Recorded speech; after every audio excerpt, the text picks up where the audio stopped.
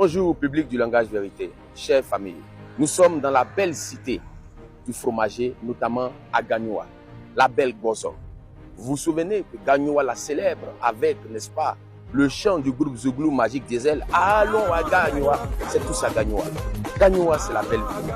On se souvient encore, n'est-ce pas, en termes de jouissance, entre l'an 2000 et 2011, avec des maquis comme le maquis Wembley, comme le maquis Paris-Bercy. C'est ça aussi Gagnoa. Gagnoa a vu naître un ancien président de la République de Côte d'Ivoire, M. Laurent Gbagbo.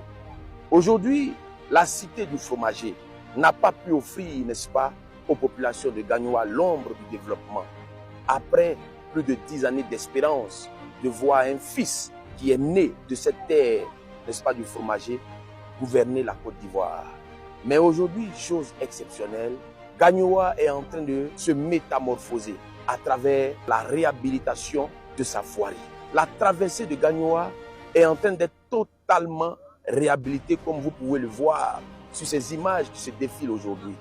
Voyez-vous, le développement en Côte d'Ivoire, avec Gagnoa d'ailleurs, nous constatons que ce développement n'a pas de nom, n'a pas d'ethnie, ce développement n'a pas de préférence culturelle, ce développement n'a pas de préférence régionale.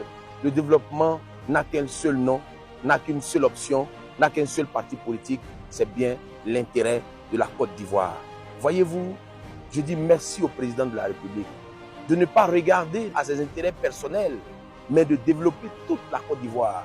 Aujourd'hui, Gagnoa n'est pas épargné par le développement. Gagnoa fait sa mue justement.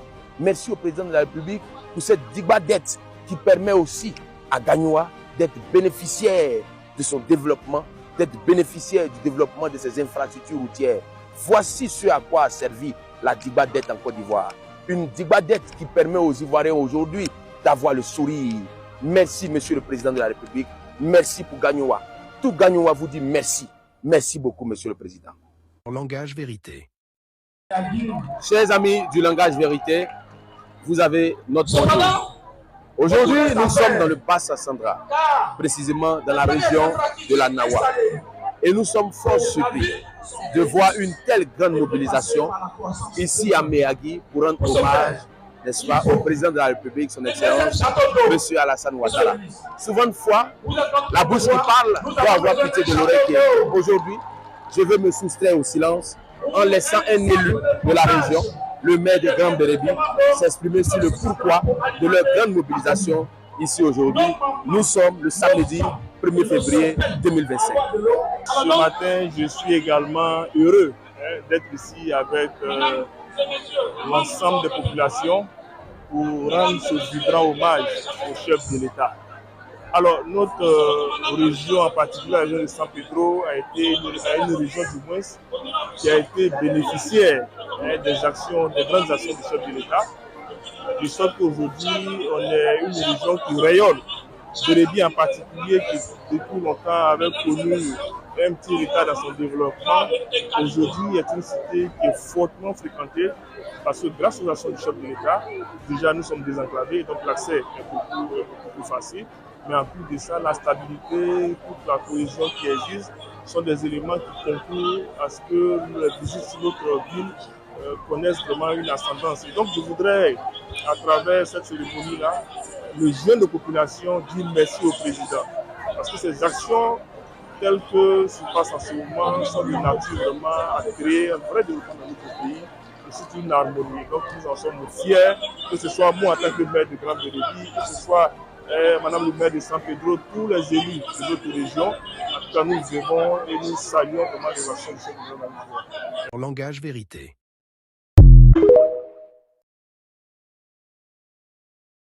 Aujourd'hui, le développement en Côte d'Ivoire est bien plus qu'un mot, est bien plus qu'une vue de l'esprit. Mais le développement en Côte d'Ivoire est aujourd'hui implémenté dans le quotidien des Ivoiriens. Le développement en Côte d'Ivoire est un style de vie. Nous sommes dans le département de Bodokro. Et il faut le dire, nous avons pu rallier la ville de Botro à la ville de Bodokro par une route en terre, mais une route en terre reprofilée. Et nous avons constaté, comme vous pouvez le voir maintenant sur ces images, une mobilisation extraordinaire, n'est-ce pas, du peuple Boli, le peuple baoulé de Boli, pour venir rendre hommage au président, n'est-ce pas, de la République, son Excellence, M. Alassane Ouattara, pour ses moultes actions de développement dans cette partie de la Côte d'Ivoire. Certains peuvent se poser la question, mais pourquoi une telle mobilisation comme sur ces images, pour juste rendre hommage au président de la République pour son travail qu'il fait avec le contribuable. Mais je veux dire qu'il y a un proverbe africain qui dit que le chien qui a vu la panthère et celui qui ne l'a pas vu, ils n'ont certainement pas la même manière de courir. Quand on vient d'un passé où le sous-développement était d'une profondeur abyssale, quand on vient d'un passé où c'est seulement les paroles qu'on servait aux Ivoiriens, et qu'aujourd'hui les Ivoiriens peuvent se rendre compte que ce qu'ils donnent comme contribution dans leurs impôts, dans leurs prélèvements mensuels et autres, dans leurs contributions individuelles, sert à quelque chose dans ce pays.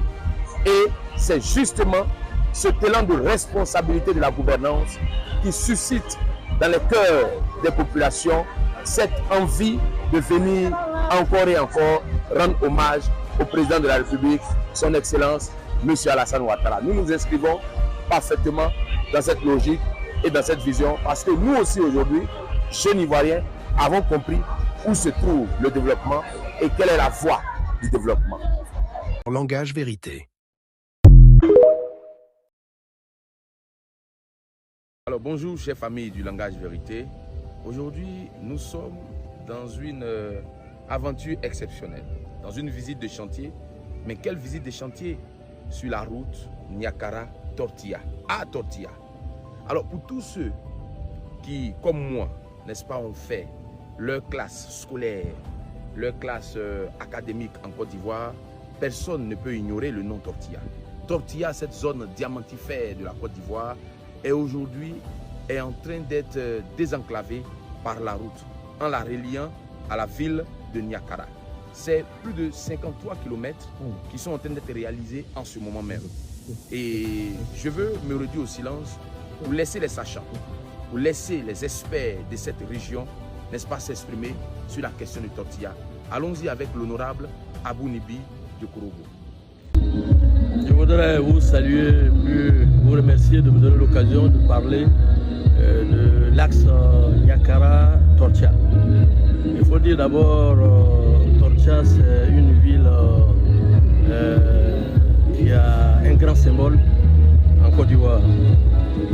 Depuis nous, quand on est né, quand on est tout petit, on entendait parler de Tortilla.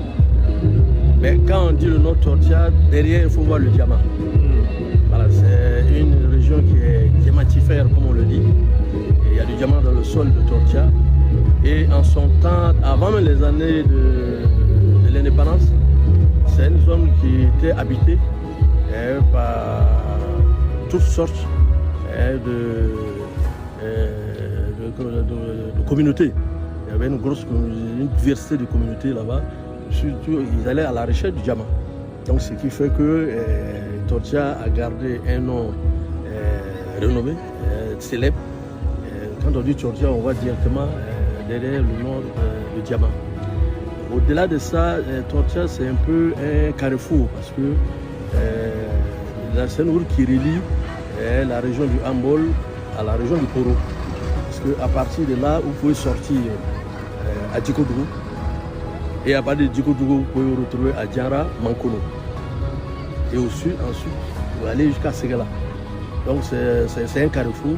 Avant, quand nous étions petits, on venait par car.